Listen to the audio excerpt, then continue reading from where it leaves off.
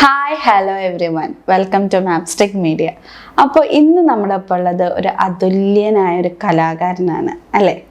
Welcome to Mapstic media. ആദ്യം എനിക്ക് സുഖാണോ? സുഖമാണ്. അപ്പോൾ നമുക്കൊരു കലാകാരൻ എന്ന് പറയുമ്പോൾ തന്നെ ഭയങ്കര ഒരു ഇൻട്രസ്റ്റിംഗ് ആണ്.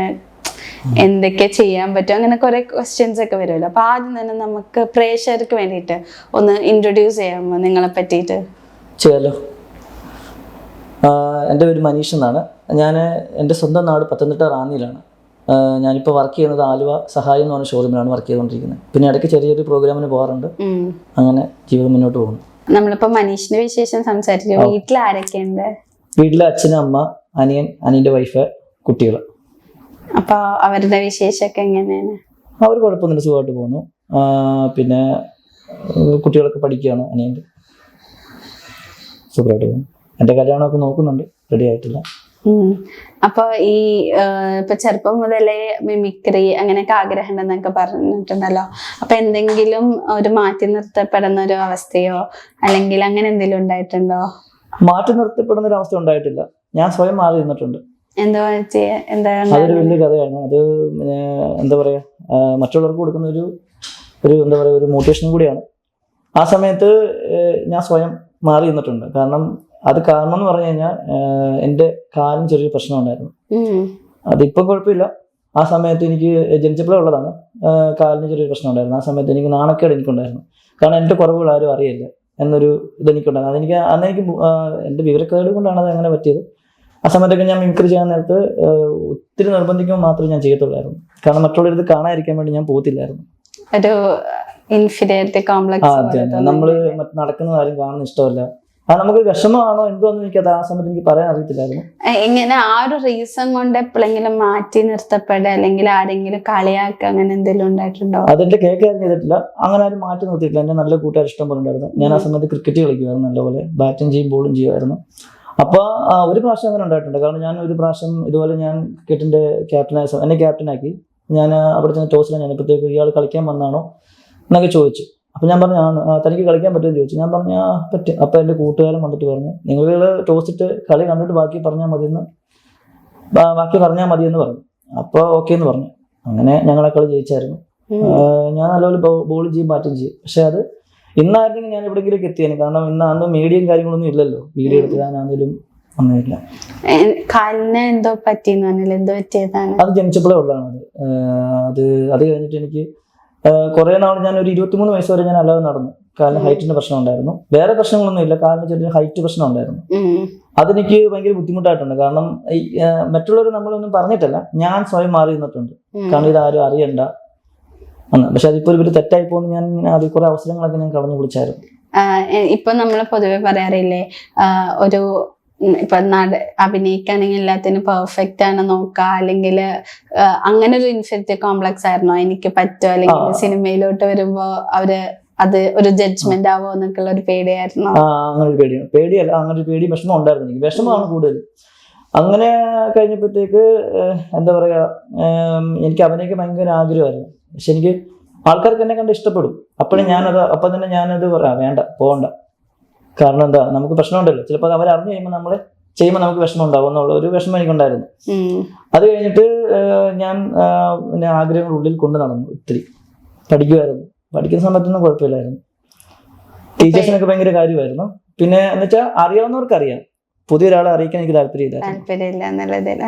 അതെനിക്ക് തെറ്റായി പോയി.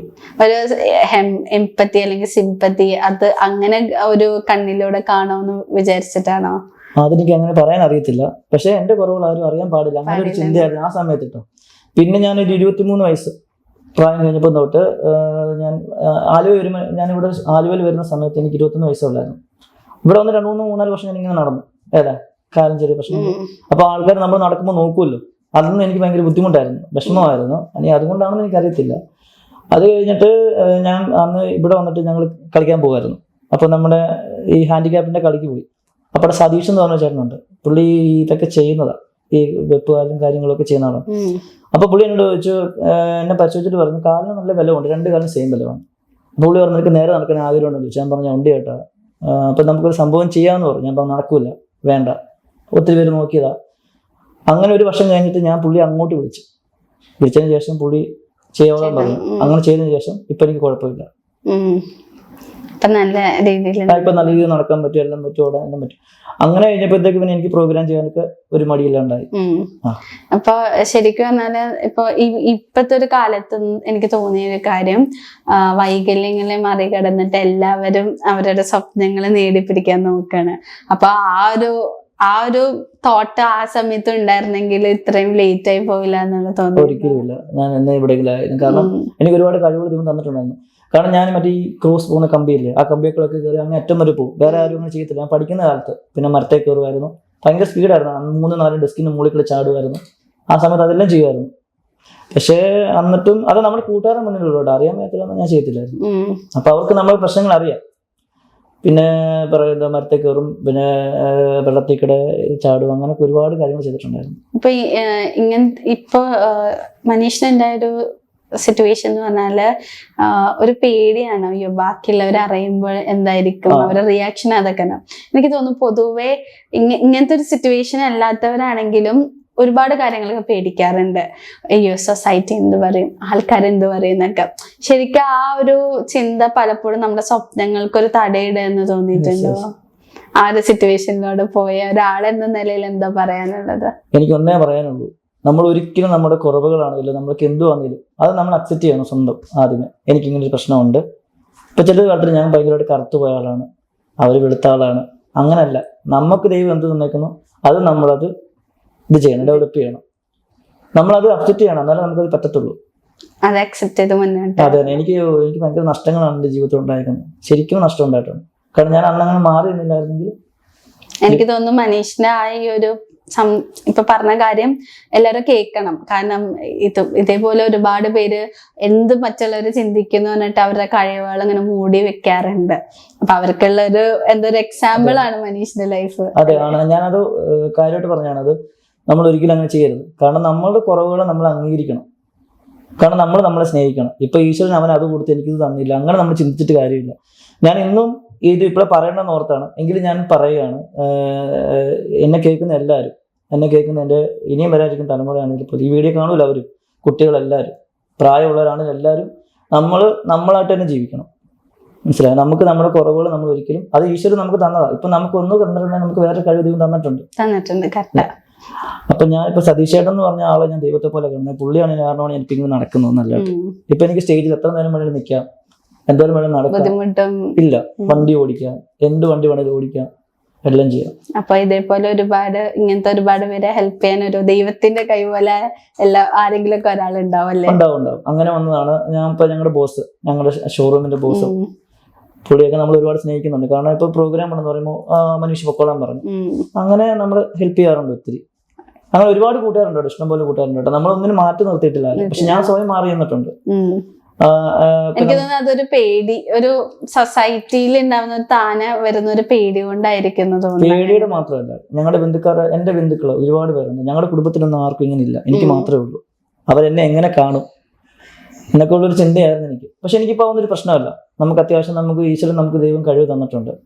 ഇപ്പൊ എനിക്ക് തോന്നുന്ന ചില ഫാമിലീസില് ഇങ്ങനത്തെ ഇപ്പോ വേറെ ആർക്കില്ല, ഒരാൾക്ക് മാത്രം വരുവാണെങ്കിൽ അതൊരു ചിലവരിങ്ങനെ ഒരു അയ്യോ അതെന്താ അങ്ങനെ രീതിയിൽ അല്ലെങ്കിൽ ഒരു നെഗറ്റീവായിട്ട് കാണാറുണ്ട്.